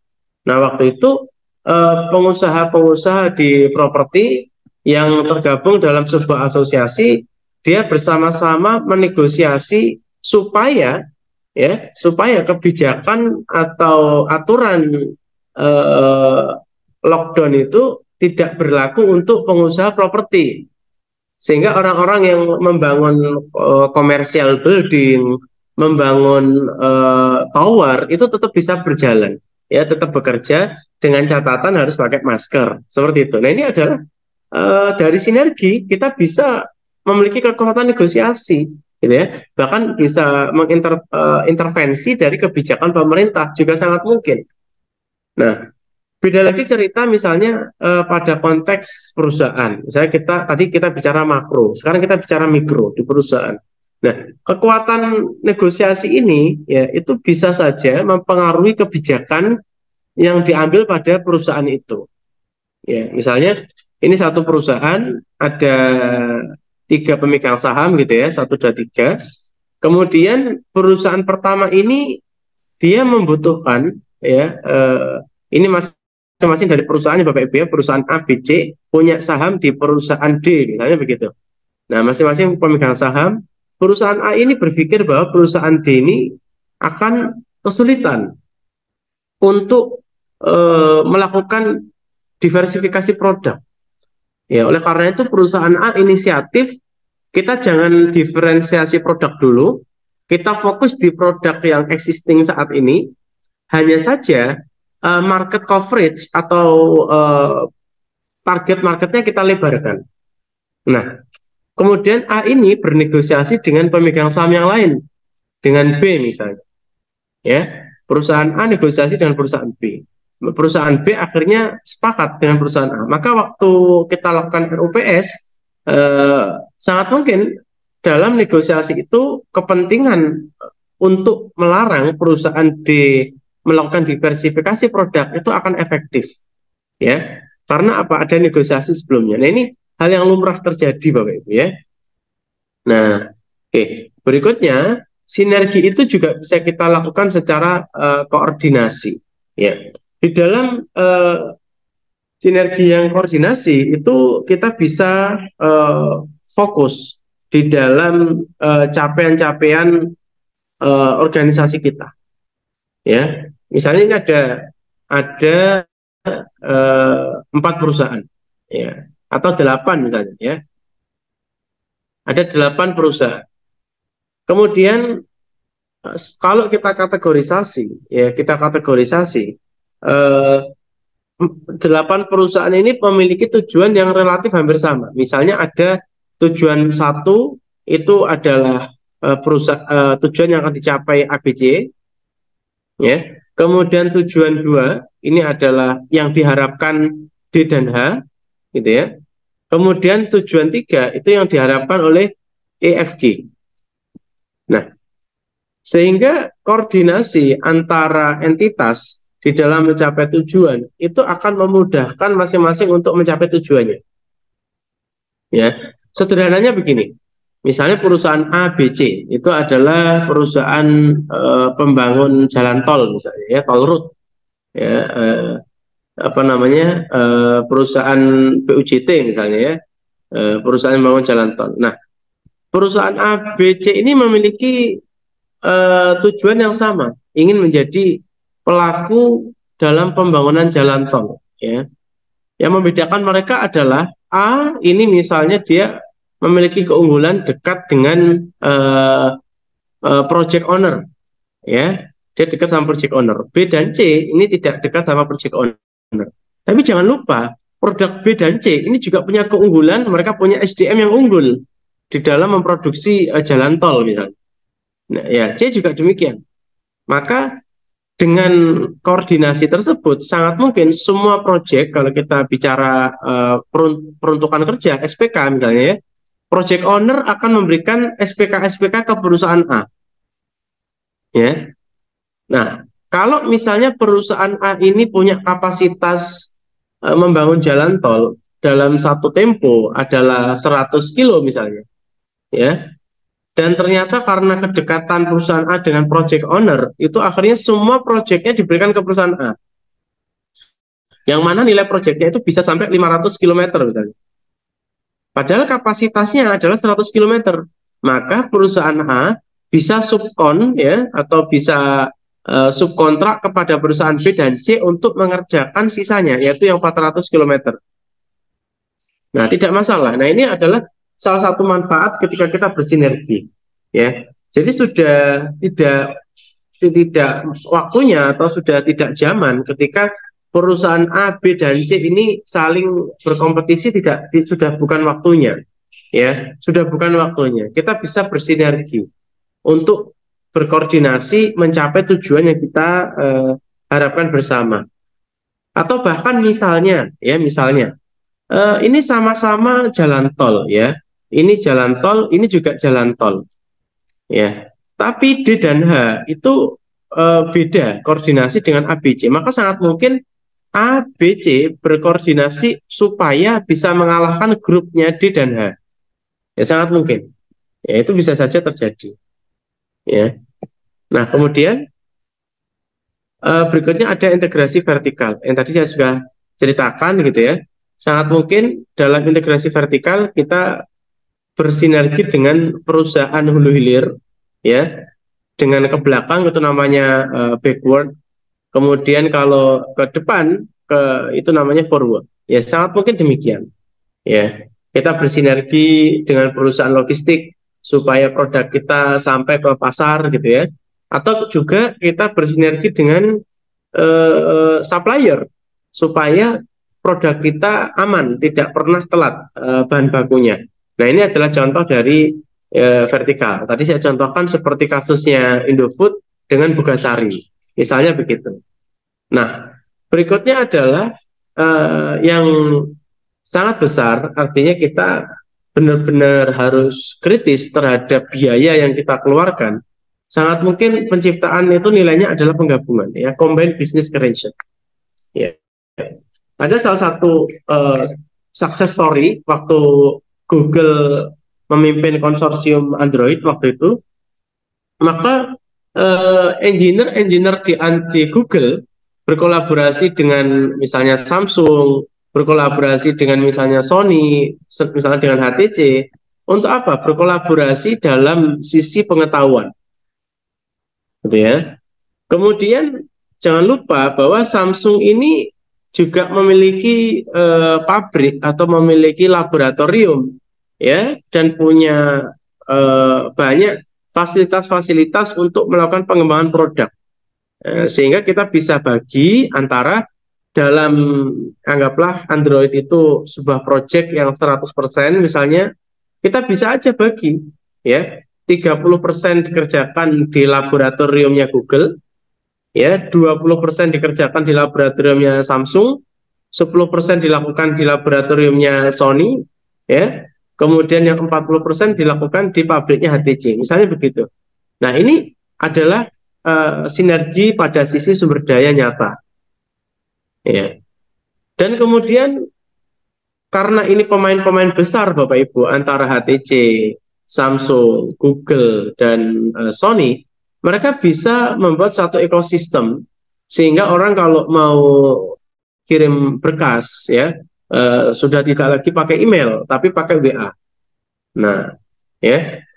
Kemudian membuat sebuah ekosistem bahwa pekerjaan antar people di perusahaan-perusahaan atau perusahaan people antar antar perusahaan. Tadi pagi saya komunikasi dengan beberapa perusahaan akan kirim beberapa apa namanya unwijing untuk tender.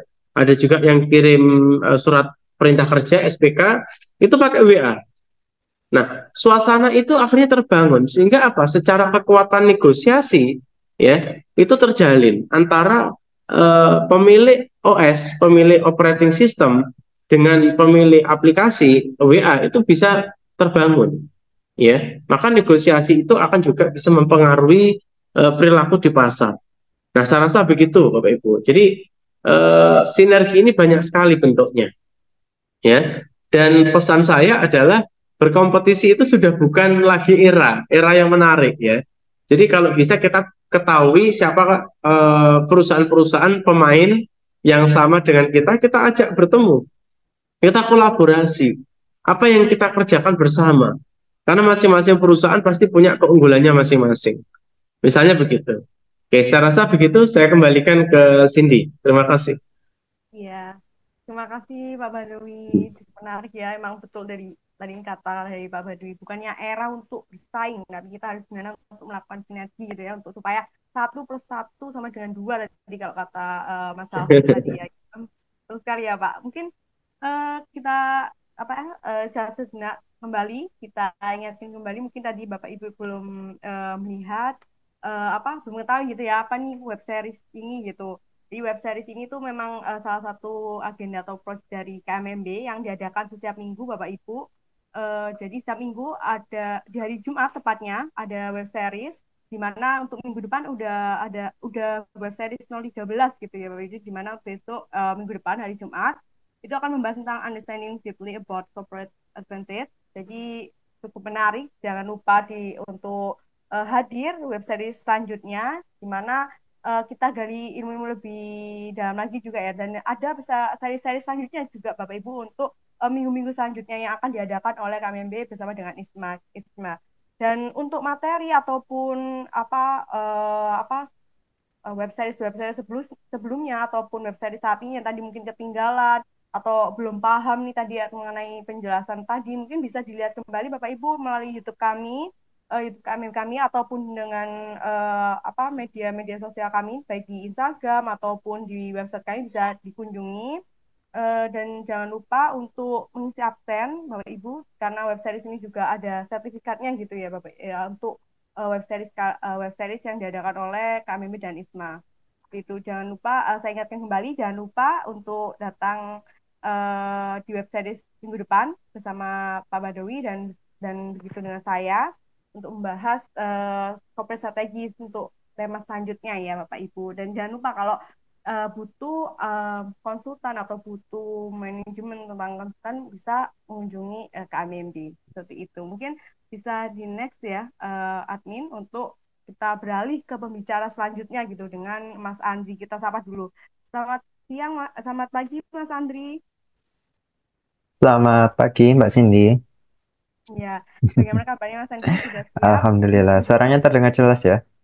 Cukup jelas Mas Andri, cukup jelas. Baik, Ya, terima mungkin kasih. saya serahkan aja ya langsung ya mengenai lanjutan nih tentang sinergi nih, udah cukup sangat-sangat menarik gitu ya. Saya serahkan ke Mas Andri.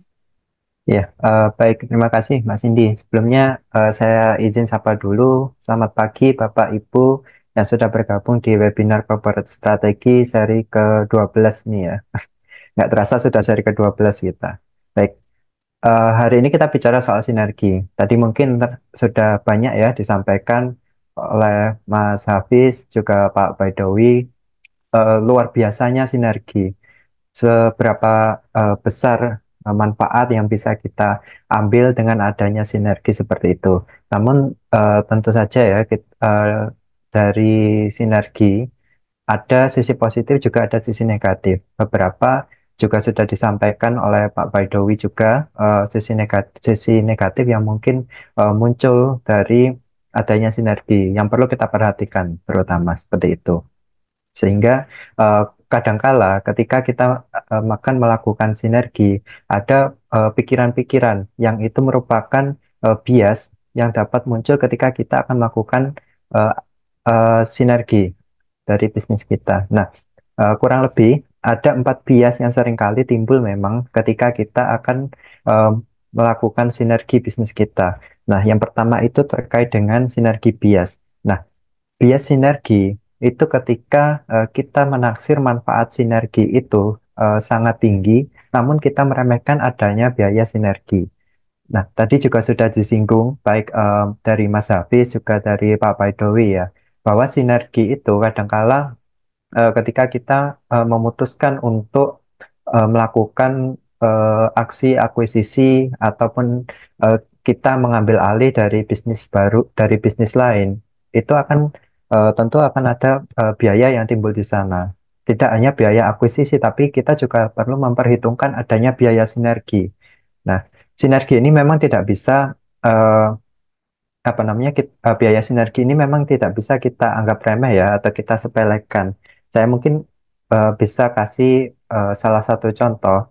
Kebetulan ini juga merupakan kasus yang pernah ditangani oleh KMMB, di mana ada perusahaan A. Jadi di sini ada perusahaan A, dia direkomendasikan untuk melakukan akuisisi pada perusahaan B. Nah, kebetulan waktu itu dari KMMB membuatkan atau membuatkan kajian due diligence juga menghitungkan berapa biaya-biaya atau potensi biaya yang harus dikeluarkan atau harus ditanggung oleh pihak A ketika dia melakukan akuisisi pihak B, termasuk dengan biaya sinergi. Waktu itu, karena kondisi perusahaan B ini bisa dikatakan kurang sehat, sehingga ketika atau semisal perusahaan A ini melakukan akuisisi perusahaan B, dia harus menanggung biaya sinergi yang sangat besar, dan itu eh, harus dan itu berlangsung dalam waktu yang lama. Sehingga apabila perusahaan A ini tetap melakukan akuisisi pada perusahaan B, maka potensi perusahaan A untuk baik itu mengalami penurunan performa atau dia menanggung beban yang sangat besar itu sangat tinggi. Nah, sehingga waktu itu secara rekomendasi memang tetap apa namanya bagaimana caranya kita dari kami merekomendasikan supaya sinergi itu eh, tetap harus menguntungkan kedua belah pihak. Tadi juga disinggung oleh Mas Hafiz ya, bahwa sinergi itu merupakan simbiosis mutualisme. Harusnya demikian, bukan parasitisme yang menguntungkan katakan hanya salah satu pihak dan merugikan pihak lain seperti itu. Nah, itu bias yang pertama. Kemudian ada juga yang kedua terkait dengan bias pengasuhan atau parenting bias. Nah, ini juga tadi sedikit disinggung oleh Pak Baidowi ya, bahwa ketika kita punya rencana untuk melakukan sinergi satu sama lain, itu tidak harus menjadi satu atau tergabung dalam satu bagian yang sama. Nah, katakan kita bisa melakukan partnership dan lain sebagainya tadi, sehingga kadangkala ada pikiran atau ada persepsi bahwa bahwa yang namanya sinergi kita harus menjadi satu bagian atau dalam satu rumpun yang sama. Nah, itu tidak harus Bapak Ibu. Nah, seperti itu. Ketiga, yaitu terkait dengan keterampilan atau skill bias. Dalam persepsi ini muncul pemikiran bahwa setiap pengetahuan lah ya, pengetahuan yang kita perlukan ketika melakukan sinergi antar bisnis itu sudah ada di eh, bisnis yang sudah ada di bisnis kita. Katakan ada bisnis A dan bisnis B yang saling melakukan sinergi satu sama lain. Nah, dalam di bias ini pikiran dari si owner baik itu si mungkin si A atau si B mungkin berpikiran bahwa setiap pengetahuan atau setiap ilmu yang mereka butuhkan untuk melakukan sinergi itu sudah ada baik itu di A ataupun di B. Tapi kadangkala tidak demikian Bapak Ibu. Jadi kadangkala ketika kita berencana melakukan sinergi eh, apa namanya sinergi dari antar entitas, kadangkala eh, pengetahuan atau skill atau kompetensi yang kita butuhkan untuk dapat melakukan sinergi dengan baik itu kadangkala tidak ada di antara dua entitas ini, sehingga kita perlu mencari ke eksternal. Nah, kebutuhan kita untuk mencari katakan ini kompetensi atau ilmu atau skill di eksternal dari dua entitas ini, nah tentunya kan juga akan menimbulkan biaya. Balik lagi kita ke bias yang pertama yaitu sinergi bias, yaitu tentang biaya sinergi seperti itu. Kemudian yang terakhir terkait dengan bias terbalik atau upset bias. Nah, kadangkala memang kalau kita sudah terbuai dengan yang manis-manis itu kita lupa sama yang pahitnya ya Bapak Ibu. Nah, termasuk juga di sinergi. Kita sudah dapat banyak insight dari Mas Hafiz, dari Pak Baidowi, seberapa luar biasanya manfaat dari sinergi. Namun tentu kita tidak bisa memandang sisi positifnya saja. Tentu kita juga harus memperhatikan eh, kemungkinan buruk atau kemungkinan negatif yang mungkin timbul dengan adanya sinergi. Itu Pak Badawi tadi juga singgung terkait dengan risiko gitu. Bagaimana risk mitigation atau mitigasi risiko yang perlu kita siapkan ketika kita akan melakukan sinergi. Kemungkinan-kemungkinan buruk apa yang mungkin muncul ketika kita memutuskan untuk melakukan sinergi. Ya, seperti itu. Bisa di next.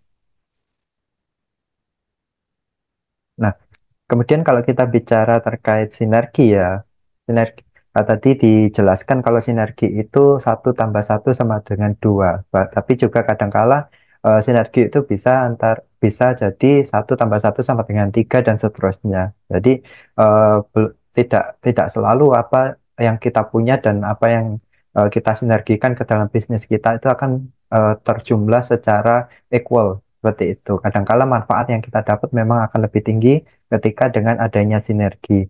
Nah, tentunya sinergi ini akan mengaitkan atau menghubungkan setiap bagian bisnis atau setiap aspek dalam bisnis kita ketika kita berupaya untuk menciptakan sinergi tersebut. Yang pertama ada keterkaitan antara sumber daya, aktivitas, keahlian, dan kompetensi yang kita miliki. Nah, mungkin secara penjelasan tadi sudah banyak disinggung oleh Pak Mas Hafiz dan Pak Baidowi ya. Mungkin saya berikan salah satu contoh di sini, yaitu katakan adalah pabrik sepatu. Nah, eh, pabrik sepatu ini punya keahlian atau kompetensi yang satu mungkin dari aktivitas molding. Kemudian ada lagi dari aktivitas, sorry, kemudian ada lagi dari aktivitas penjahitan, katakan demikian. Nah, dari aktivitas penjahitan. Kemudian ada lagi yang tidak berkaitan dengan produksi, mungkin dari sisi pemasaran produknya. Nah, pabrik sepatu memiliki katakan tiga kompetensi ini yang jadi eh, apa namanya? Jadi katakan jadi core value atau jadi daya saing utama dari si pabrik sepatu. Nah, ketika berupaya menciptakan sinergi, kita juga bicara terkait dengan diferensiasi ya. Nah,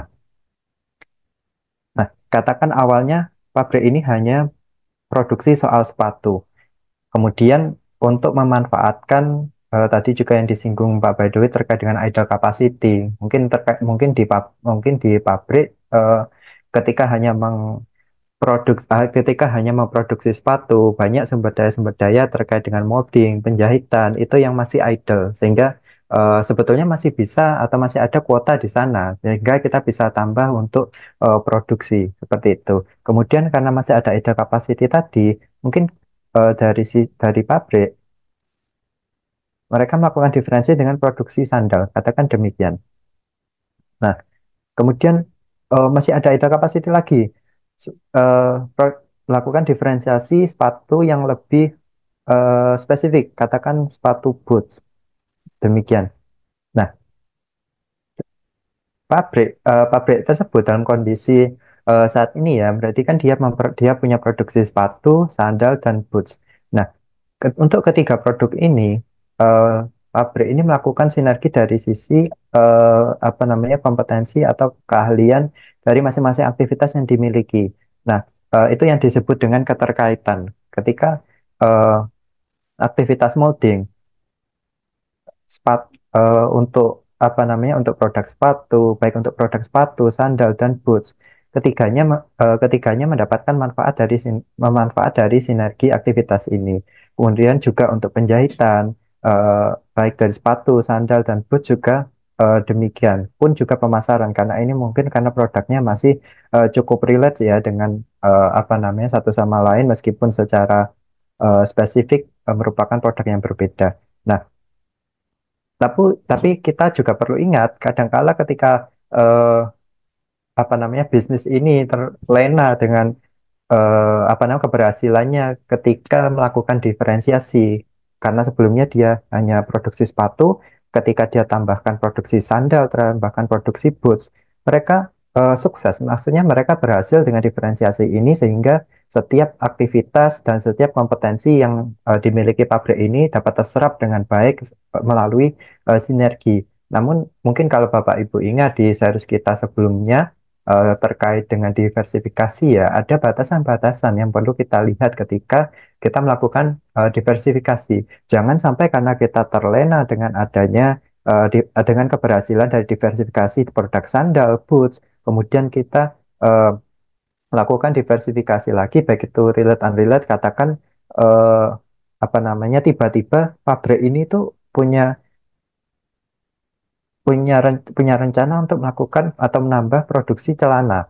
Nah, ini kan mungkin ada relate dengan aktivitas penjahitan. Namun, eh, apakah produk celana ini relate dengan aktivitas atau kompetensi pabrik di aktivitas molding? Apakah pemasarannya juga akan sama dengan ketika memasarkan produk alas kaki? Bisa jadi tidak sama, sehingga sinergi di sini dapat eh, apa namanya tidak berjalan dengan baik seperti itu. Namun beberapa batasan seperti itu juga tentunya perlu diperhatikan ya. Kemudian yang kedua keterkaitan antara produk, pasar dan rantai nilai. Nah, mungkin saya langsung ambil contoh saja di sini Telkom ya, dengan Telkom. Kalau yang kita kenal Telkom ini ada beberapa katakan eh, bisnis ya, ada beberapa bisnis. Mungkin yang pertama terkait dengan internet di IndiHome-nya itu ya. Kita mungkin dari Bapak Ibu juga banyak yang pakai. Kemudian ada juga terkait dengan telepon. Kemudian ada juga terkait dengan televisi digital atau UCTV ya kalau nggak salah namanya. Nah, eh, bagaimana cara Telkom untuk mengintegrasikan atau melakukan sinergi dari produk-produk atau layanan-layanan yang dimiliki ini. Nah, bisa yang kita lihat mungkin kalau Bapak Ibu ingin berlangganan WiFi ya, ketika ditawarkan produk IndiHome, produk yang internet ini mungkin dia akan dibundling dengan produk telepon atau juga dengan produk televisi digital seperti itu. Nah, sehingga sinergi di sini tercipta antara ketiga ketiga produk ini itu bisa dari sisi eh, apa namanya efisiensi biaya pemasaran katakan. Karena Telkom tidak perlu memasarkan internet, telepon, dan televisi secara terpisah. Mereka bisa dalam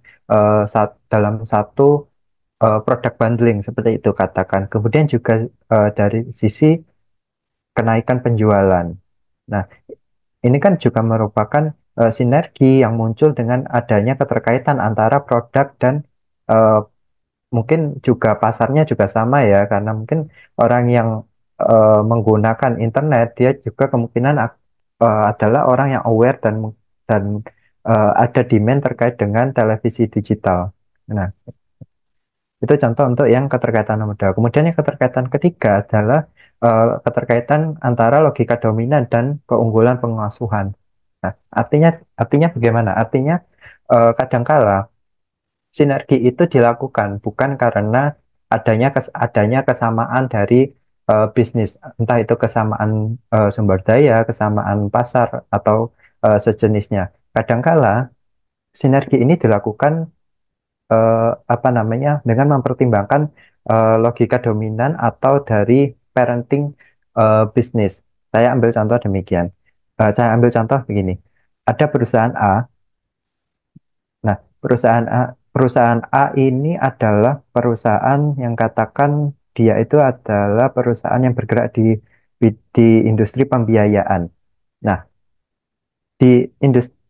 untuk bergerak di industri pembiayaan, katakan ini pembiayaan mikro lah ya, contohnya pembiayaan mikro. Nah, si A ini dia tentu membutuhkan katakan apa namanya bagian yang dia itu turun ke masyarakat secara door to door. Nah, mungkin apa namanya katakan katakan di sini itu kita sebut sebagai sales saja begitu ya. Nah, kita sebut sebagai sales saja yang dia itu harus turun ke masyarakat secara door to door untuk menawarkan produk pembiayaan itu. Nah, sales ini ketika dia turun ke masyarakat secara door to door, tentunya dia membutuhkan adanya akomodasi. Nah, akomodasi katakan dia butuh kendaraan motor lah ya, yang membutuh kendaraan motor. Nah, kemudian karena apa namanya si sales ini jadi juga merupakan eh, apa namanya karyawan kita perlu jaminan untuk dia. Kita butuh lagi namanya asuransi. Nah, sehingga daripada perusahaan A, perusahaan pembiayaan A ini, dia harus mengeluarkan eh, selain mengeluarkan biaya untuk sales, dia harus mencukupi kebutuhan si sales ini terkait motor dan asuransi ini tadi dengan pihak luar. Apa namanya lebih baik dia mencukupi kebutuhan atau ya kebutuhan dari bisnis pembiayaan mikro ini secara internal sehingga untuk penyediaan baik itu motor, kemudian asuransi dan lain-lain mungkin yang berkaitan itu dilakukan secara internal apa namanya di dalam perusahaan A. Caranya bagaimana? Yaitu caranya dengan eh, bisa dengan equity placement atau penempatan ekuitas ke perusahaan motor, perusahaan asuransi, atau melakukan akuisisi perusahaan-perusahaan ini sehingga eh, apa namanya sinergi di sini itu muncul bukan karena adanya kesamaan baik itu dari sisi sumber daya, pasar dan sejenisnya, eh, melainkan ketika apa namanya perusahaan A ini akan memiliki keunggulan di bidang pengasuhannya ketika dia eh, memiliki baik dari perusahaan motor dan asuransi ini secara pribadi seperti itu. Ini juga berkaitan dengan biaya mungkin ya yang seringkali disampaikan di webinar-webinar sebelumnya daripada kita membayar kebutuhan-kebutuhan terkait dengan motor asuransi itu keluar lebih baik kan kita putar uang itu di dalam grup kita sendiri. Kurang lebih seperti itu. Next. Nah, kemudian apakah eh, sinergi ini hanya dapat dilakukan atau hanya dapat terjadi pada bisnis-bisnis yang dia itu menerapkan strategi diversifikasi yang relate.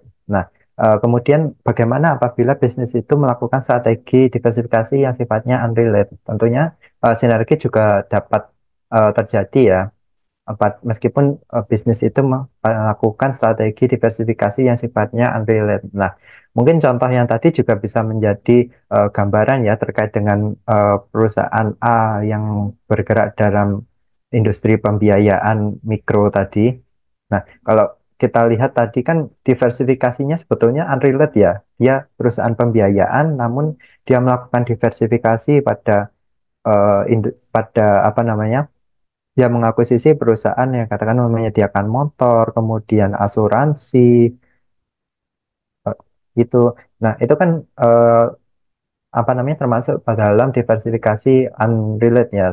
Namun sinergi tetap dapat terjadi di perusahaan A ini. Demikian. Sehingga baik itu diversifikasi relate unrelate, sinergi tetap dapat terjadi. Tapi mungkin kalau kita eh, lihat ke dalam, kalau strategi diversifikasi yang dia sifatnya relate, mungkin sinergi akan terlihat lebih mudah dengan mensinergikan sumber daya, kemudian aktivitas, kompetensi, karena saling berkaitan satu sama lain. Namun pada diversifikasi yang sifatnya unrelate, mungkin sinergi lebih sulit untuk dilihat karena memang dari perusahaan itu harus menemukan sinergi apa yang dapat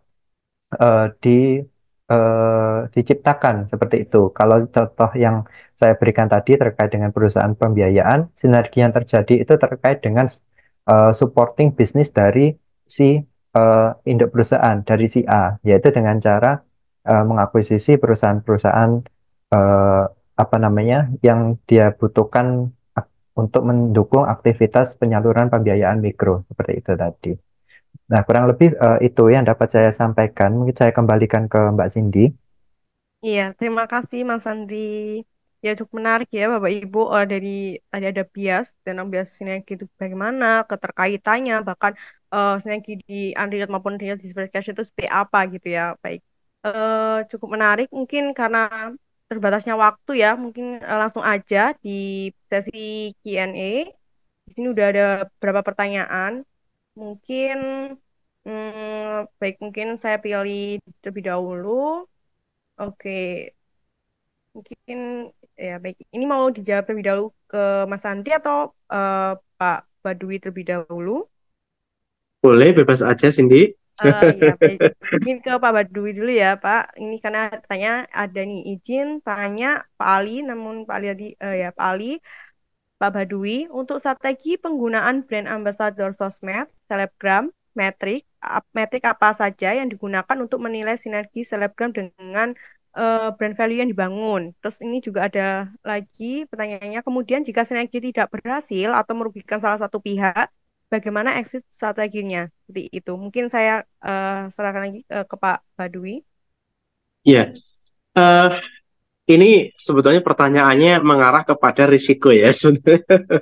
Seperti tadi disinggung sama Andri bahwa sinergi itu memang diharuskan atau harapannya bisa simbiosis mutualisme gitu ya. Kita daripada meng-grooming talent supaya bisa jadi ambasador atau mungkin juga meningkatkan penjualan melalui branding kita terlalu susah, ya udah kita pakai brand ambassador eksternal gitu ya.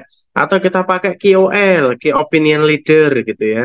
Nah, ini juga si malakama ketika kita keliru dalam memilih eh, siapa yang akan handle pekerjaan kita, ya itu juga akan bermasalah. Secara sederhana, pertama kategori mereka yang akan menjadikan brand ambassador kita itu yang pertama adalah intelektual, ya maka ada beberapa eh, produk pasta gigi itu menggunakan waktu itu iklannya adalah profesor. Nah, salah satu profesor yang terkenal gitu. Ada juga eh, pasta gigi brandnya adalah seorang dokter, ya. Maka ini adalah pada sisi keprofesian. Nah, yang kedua, kita mencari orang yang akan mewakili branding kita pada aspek penjualan itu adalah orang-orang yang ditokohkan oleh masyarakat. Nah, jadi harapannya karena dia tokoh gitu ya, dia bicaranya adalah yang benar-benar, gitu ya, yang benar-benar. Yang ketiga adalah orang yang memang sudah terkenal secara publik, misalnya artis, ya, seperti itu.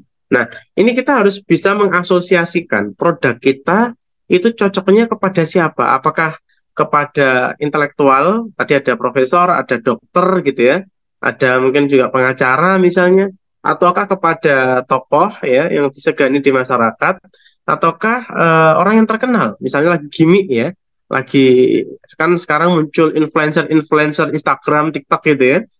Ya, jadi tapi juga efektif. Misalnya saya suka makan durian gitu ya.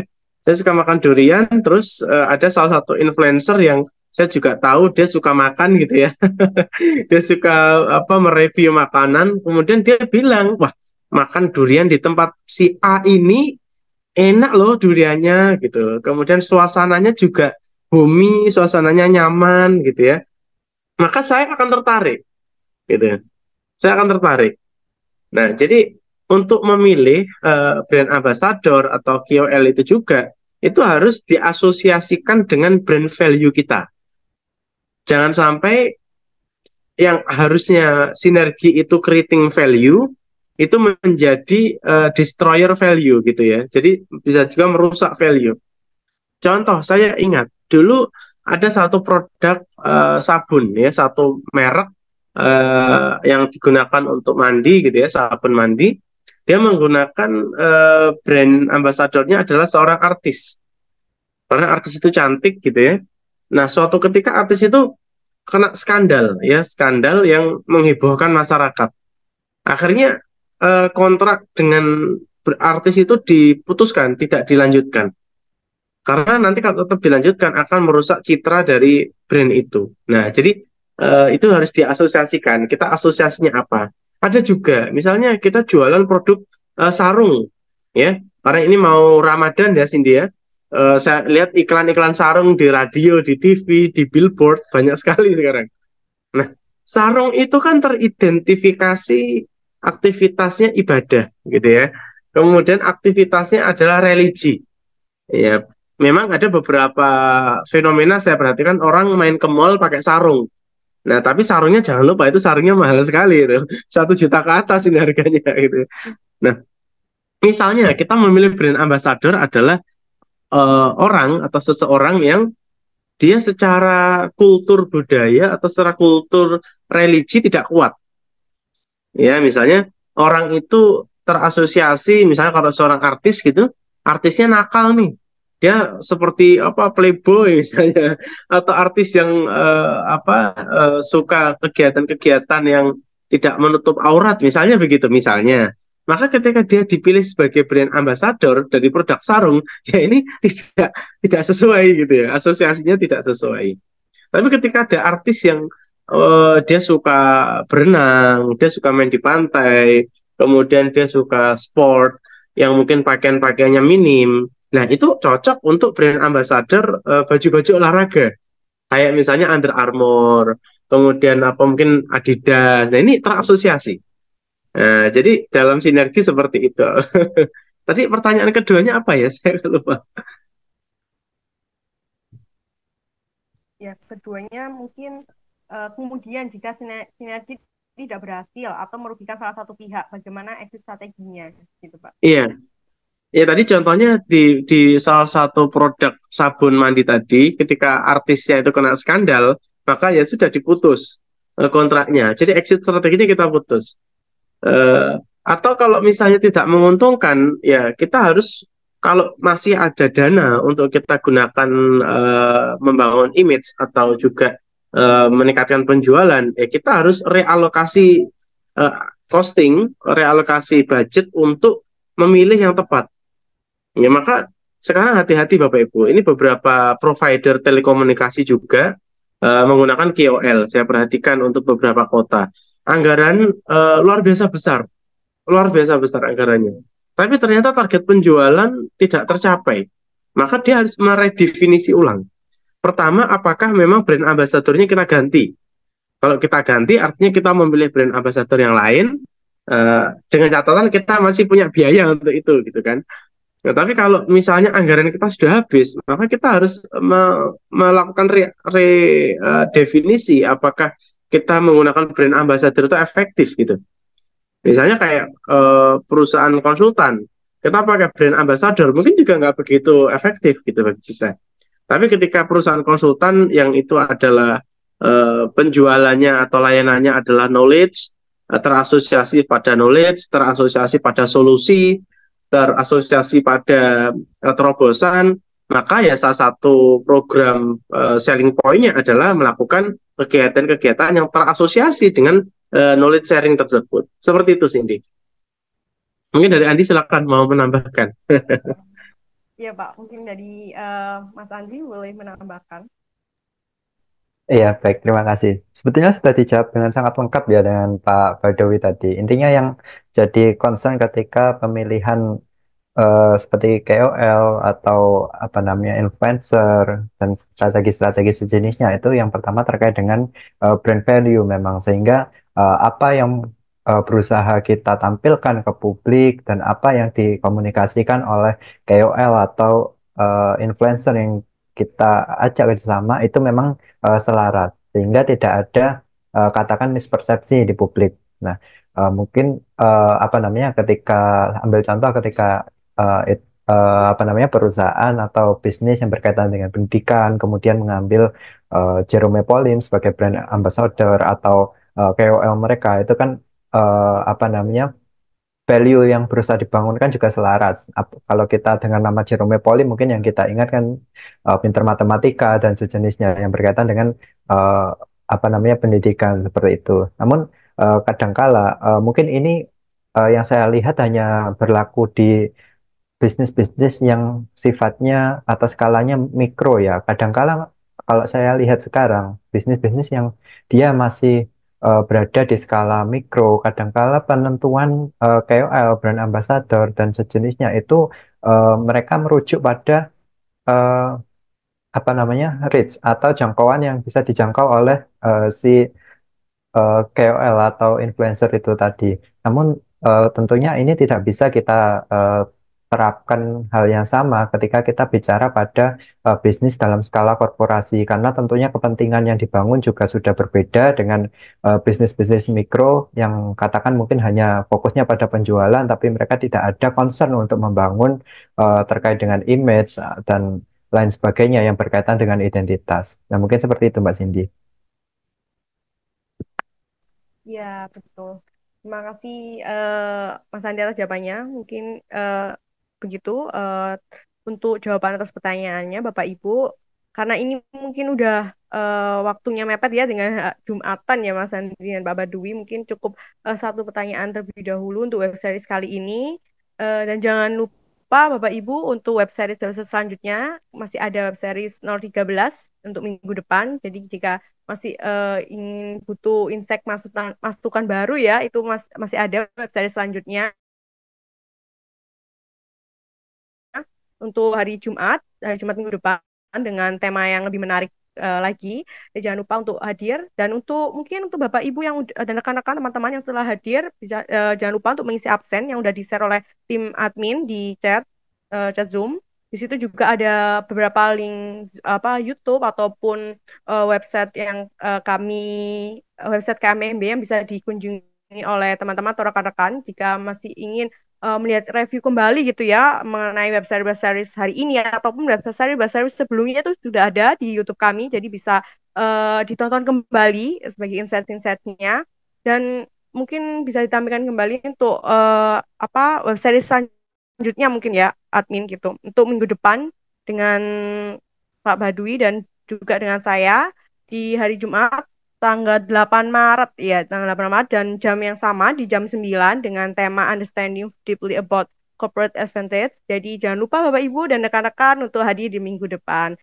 Cukup sekian, mungkin saya ucapkan terima kasih terlebih dahulu ya untuk pembicara kami yaitu Pak Badui. Terima kasih Bapak atas waktunya di hari ini siang pagi menuju siang ya, pagi menuju siang hari ini dan Terima kasih Cindy. ya terima kasih Bapak sama-sama.